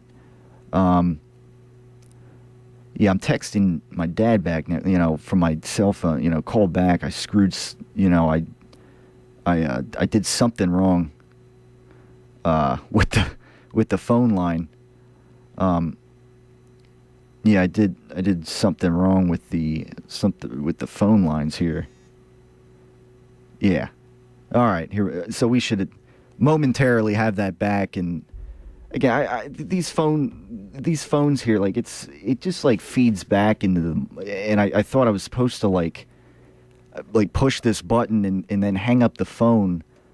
At least this was a long time ago that I was given this instruction, because nobody really called in for a while. But until one day I got a prank from Millie on the. I guess I'm assuming it's a prank, because she or he never called back since, and I asked, hey, call us again sometime. Prove that it's not a prank call, and Millie never called back or whatever, even though she does claim that she listens to KUR all the time. So that's that. So but then fortunately a couple weeks ago, Batman Wayne called in and brought some after the Tim Tebow signing, and brought some stuff to the table there. So that was that was certainly memorable as well, when we had a couple weeks ago talking Tim Tebow. And I got to think Tim Tebow has got to feel a little more happy after the draft this weekend, because the Eagles, they didn't take any quarterbacks, and not just Marcus Mariota, but in general. They didn't take any guys in any of the later rounds that you thought there were no Matt Barkley picks or whatever like a few years ago. And it's one of those things. Fortunately for I guess for Tim Tebow, that's I guess another opportunity for Tim Tebow to at least find a roster spot here in the NFL, and I don't know, play for a team, I guess, again in the NFL, and chase his dreams down. All right, so 610-683-4058. We're going to hit this next break a little early, so I don't have to run over the break or cut a call, this callback short. So with that in mind, we'll hit telescopic topics before we have the last segment here on the Tyler Werner Show live on Kutztown Radio. So that in mind, we'll be right back after this. It's Telescopic Topics, a look into the world above us. I'm sure you've heard the headline of Pluto not being a planet before, but have you ever looked into why that is? I'm Lindsay Donlin, and I'm going to be telling you why Pluto's orbit does not allow it to be considered one of our major planets. To be a planet, you have to do 3 things. 1, be in orbit around the sun. 2, have sufficient mass for its self-gravity to overcome rigid body forces so that it assumes a hydrostatic equilibrium shape, which is just fancy for meaning nearly round. And 3, clear the neighborhood around its orbit. Clearing the neighborhood simply means it does not share its orbit with any other object. Pluto does not meet the 3rd criteria of clearing the neighborhood around its orbit. What makes its orbit so different than all the others? Pluto's orbit is in the Kuiper Belt along with 43 other known Kuiper Belt objects. With the fact that it shares its orbit with the Kuiper Belt, it is obvious Pluto does not meet the 3rd standard in the definition of a planet. Pluto's orbit is also very elliptical. Since it's so elliptical, when Pluto is close to the Sun, its surface ices thaw, rise, and temporarily forms a thin atmosphere. Pluto's low gravity causes the atmosphere to be much more extended in altitude than our own planet's atmosphere. This gives Pluto a greater chance to have much more debris in its orbit. After all this evidence was collected, on August 24, 2006, the International Astronomical Union, an organization of professional astronomers, revoked Pluto's planetary status. That was the day Pluto was named a dwarf planet. The definition of a dwarf planet is 1, in orbit around the Sun. 2, has sufficient mass for its self-gravity to overcome rigid body forces so it assumes a hydrostatic equilibrium shape. 3, has not cleared the neighborhood around its orbit. And 4, is not a satellite. Pluto meets all 4 of these requirements, therefore it is a dwarf planet. Telescopic Topics, a look into the world above us. Stay tuned to KUR for more telescopic topics, and for more information, or to hear this segment again, click on the Telescopic Topics icon on the KUR website at www.kutztown.edu/KUR. Telescopic Topics is a production of the KU Physical Sciences Department and is recorded by KU astronomy students in the studios of KUR. Thank you for listening, and we'll see you next time.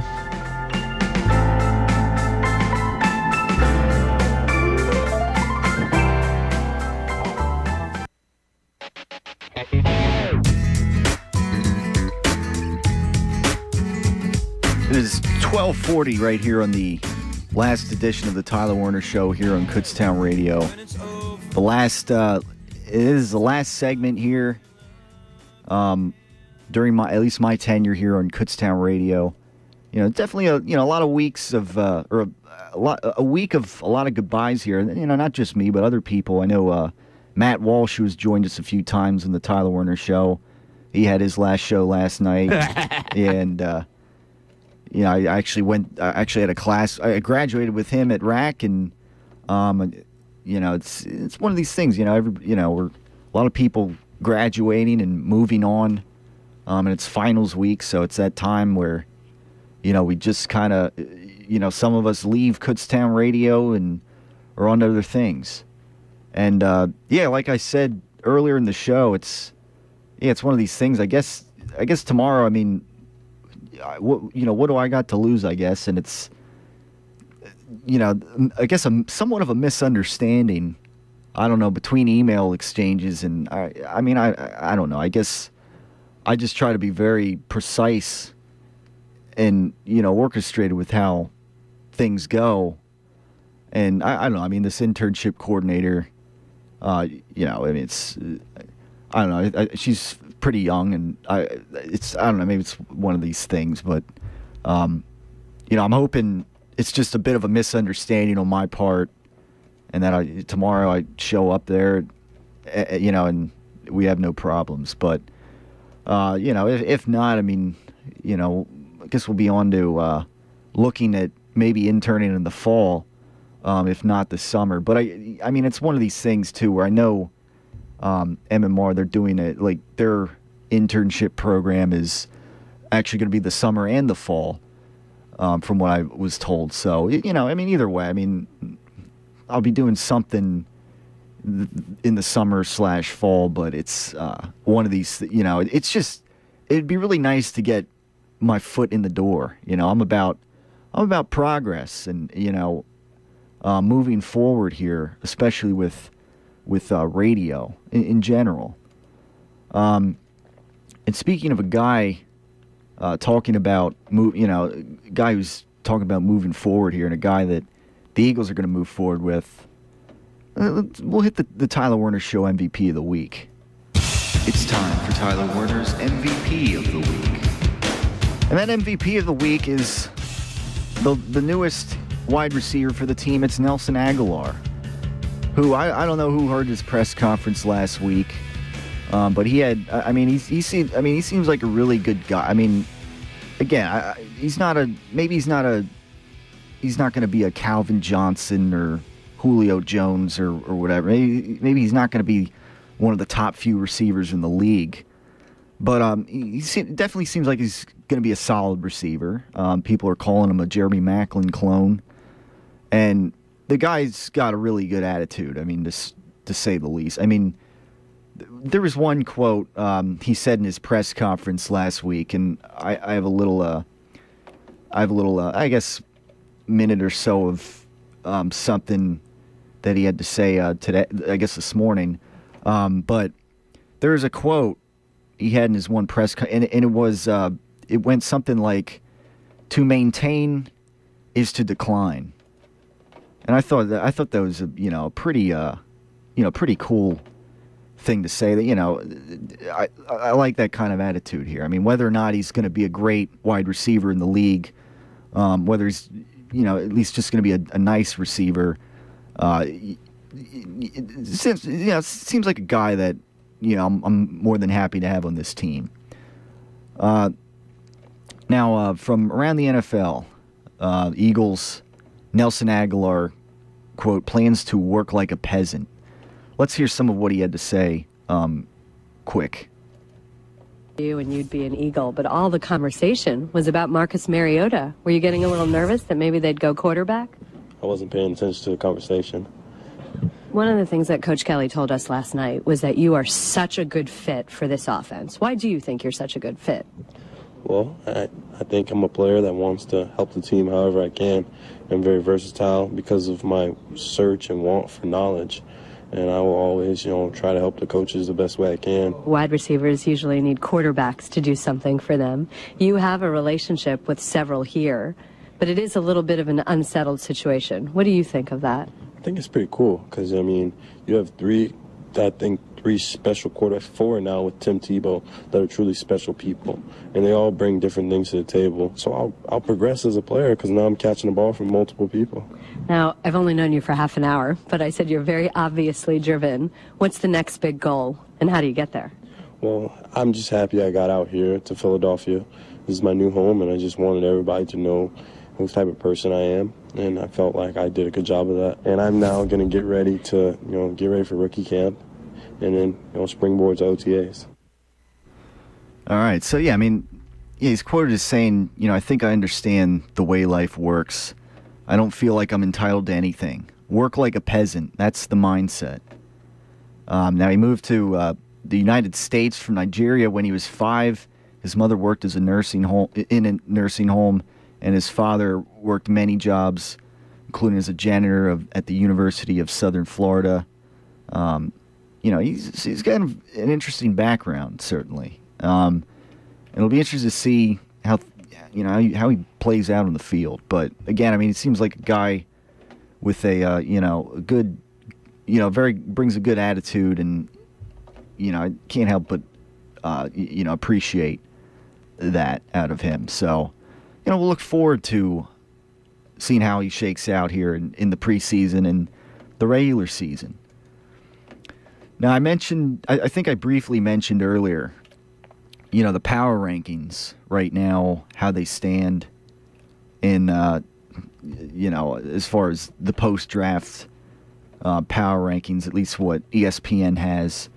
And right now they have the Eagles at number 11 right now. Last week they were at 12. I mean, again, it's hard to grade a lot of these draft picks when you don't know how a lot of these guys are going to play yet. But I mean, again, it's safe to say I think that the Eagles had a decent draft.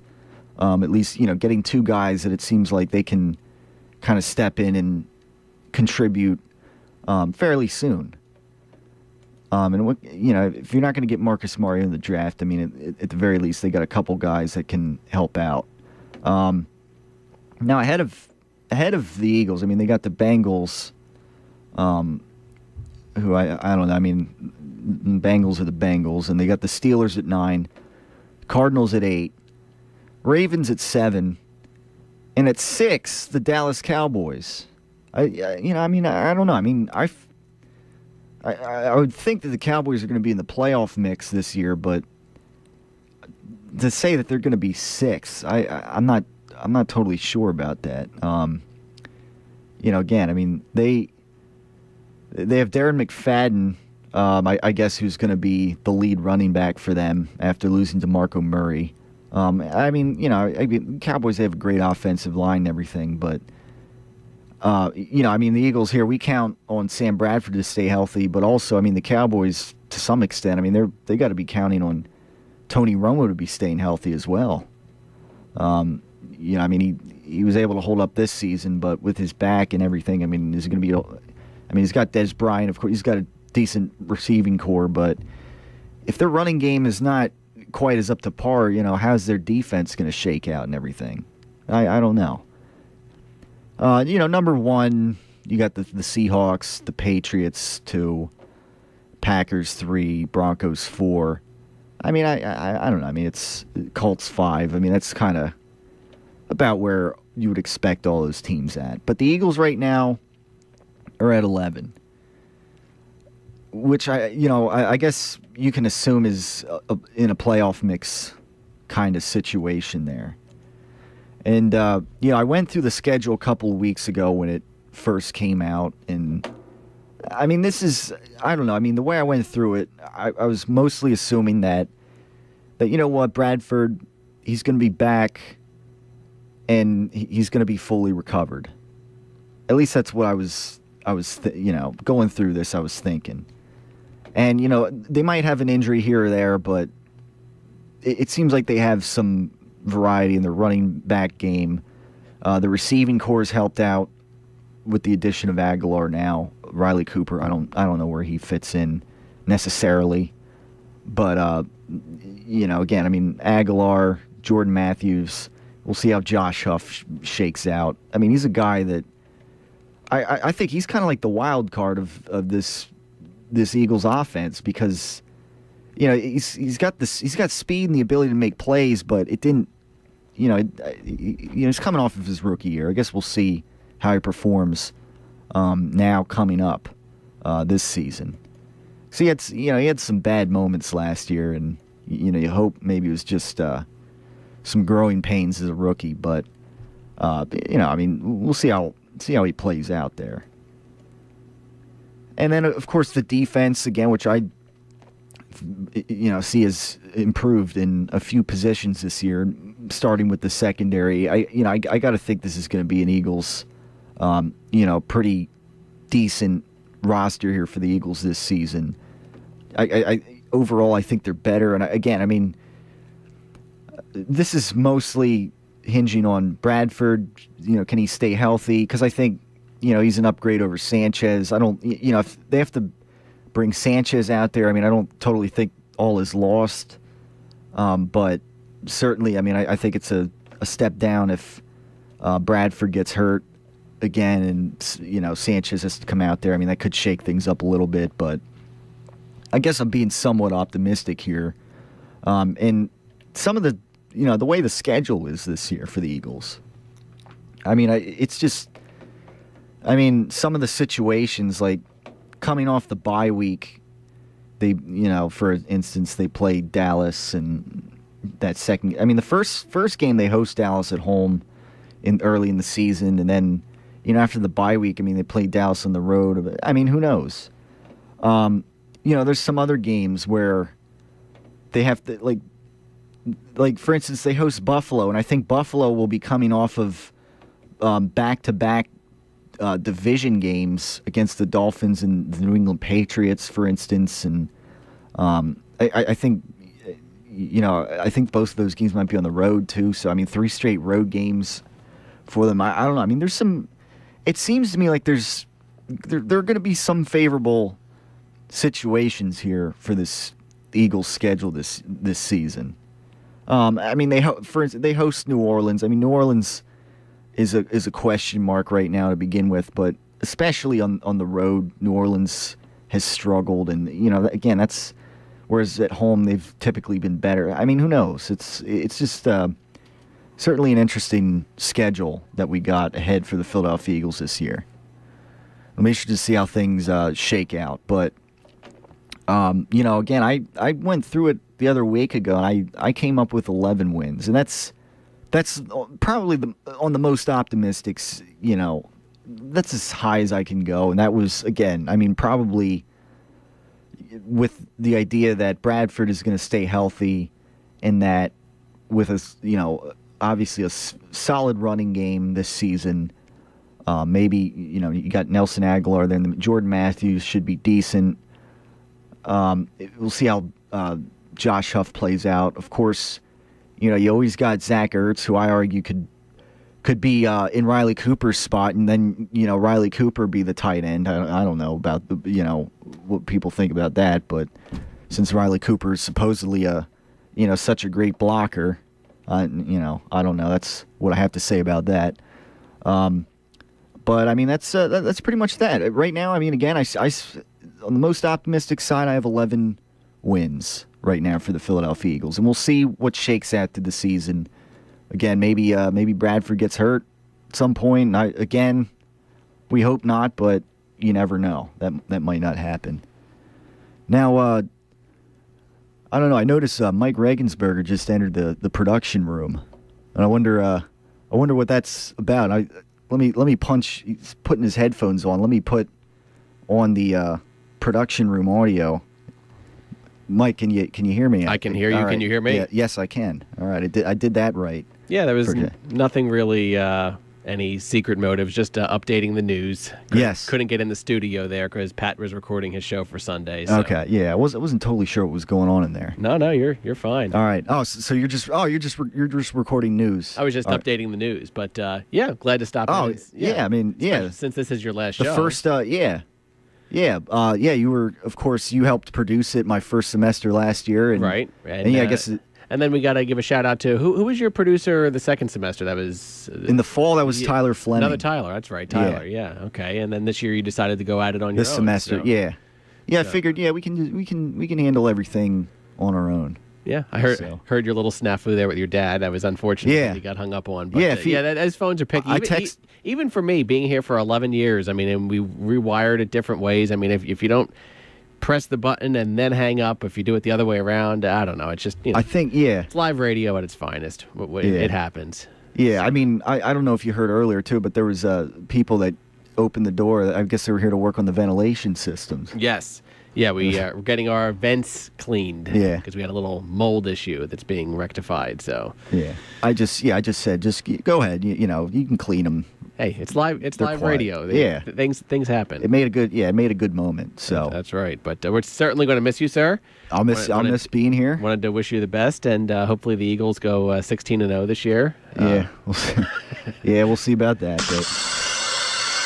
But I guess thanks for joining us here these last few minutes here of the show, and I guess I'll leave you go back to working on the news. That's okay. So good luck with your future, and I hope to see you again in the future. Don't make yourself a stranger. I'll have to stop by again. Mm-hmm. All right. See you later. Yep. Thanks, Mike. All right. So there you go. We got Mike checking in over in the production room, working on the news right now, as he normally would. And this is. This is basically it. I mean, basically the end of the road here as far as today's edition of the Tyler Werner Show goes. But one more from the KUR Notebook announcement. Attention, KU community. The Delaware Valley Historic Radio Club hosts the Kutztown Antique Radio Meeting on May 8th and 9th, starting each day at 7 a.m. at Renninger's Farm Market in Kutztown. Free camping, free parking, free admission. Exhibitor tables available. For more information, go to www.dvhrc.info. This message of community interest brought to you by the radio voice of Kutztown University, KUR.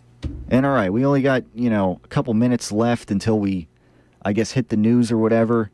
Again, as we just mentioned, my dad called in earlier. He was wishing me congratulations. I had a little blooper with the phone. And, hopefully, I guess we got a couple minutes here. Dad, if you'd like to call back and, I guess, sum it all up again, that you're more than welcome to. But, again, since we've got a few minutes to work with here. Thank the, Kutztown radio station, Mike Regensberger, for all he does here. And being the first producer, I guess, last spring semester. And, Tyler Fleming, again, who helped out during the fall, during football season, helping, with commercial spots and everything. And then, I decided this semester to, I guess I can tackle it all on my own, and it's good. It's definitely good practice to, stay on my, up on my toes here, I guess, between working with, multiple computers and everything. And, it's just, I guess, another notch under my belt, I guess. And also thank over the semester, well, maybe more early in the semester when the Flyers were actually still in some kind of a playoff hunt, Mitch Lambert for popping on the show during, in between doing program directing duties here for the station. It was always, nice to have him on. And Matt Walsh, a couple times he popped on to talk Philadelphia Eagles. And again, it got, somebody actually graduated with at RAC and had a class with down there, I remember. And coincidentally up here, find ourselves on the same radio station and everything. And that's that. Dad's saying the line is busy. Oh, here we go. All right, here we go. Yes. There we go. There we go, yes. Hey, I just wanted to call back in and, again, congratulate you. I've enjoyed listening to your show. Of course, this is your dad. Yes, thank you. And I wish you luck with your next endeavor. I'm sure you're going to be successful with that wherever you go. Thank you. Yeah, and that's what I set out to do. And, just have fun while I'm doing it, appreciate what I'm doing. And yeah, I don't know if you heard earlier what I guess with MMR tomorrow. Yes, I did. Yes, I did. It's like I don't know if it's a misunderstanding or what, but I guess I'm assuming now I'm just supposed to just go there and, check in with them. And yeah. So that's, I guess that's what I'm supposed to do. I know people get busy with emails and stuff, so maybe sure. I'm guessing that's what the case is there. But either way, I'll be there tomorrow, and so I'm here to talk, whatever. We'll see how it goes, I guess. Yeah. Well, and incidentally, I have the Eagles going 12-4. Yeah, who knows? Bradford stays healthy. Maybe this offense hums more. I don't know, but I think 11-5. The schedule's a little favorable. I think it's realistic to see them going 11-5 as well. They should be better than they were last year. I think that's the bottom line. Yeah, I think so too. All right. But again, I just wanted to call and congratulate you, and very proud of you. And I'm sure you're kind of sad that it's your last show, but on to new things. Yep. So on to new things. Again, we'll talk to you soon. All right. Thank you, Dad. Bye-bye. All right. Bye. All right. So there we have it. That's right there at the end of the show. We were able to squeeze in my dad. Since earlier I had a little, I guess, mishap with the phone system, but that's all right. There's a lot going on here at one time, so you just have to join KUR, I guess, and try everything out and learn everything yourself.